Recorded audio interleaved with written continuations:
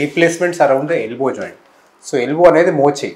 So ఈ మోచేయి దగ్గర అయ్యే రీప్లేస్మెంట్స్లో ఒక కామన్ థింగ్ ఏంటంటే రేడియల్ హెడ్ రీప్లేస్మెంట్ అంటారు. అంటే మోచేయిలో మనకి పైన హ్యూమరస్ అనే బోన్ ఉంటుంది, కింద అల్నార్ రేడియస్ 2 ఉంటాయి.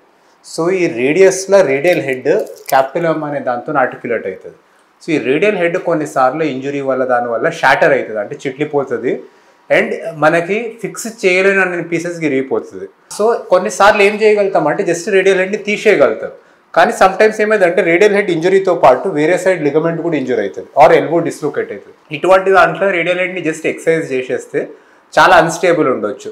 సో ఆ సిచ్యువేషన్స్లో రేడియల్ హెడ్ని రీప్లేస్ చేసే ప్రాసెస్ ఉంటుంది మనకి.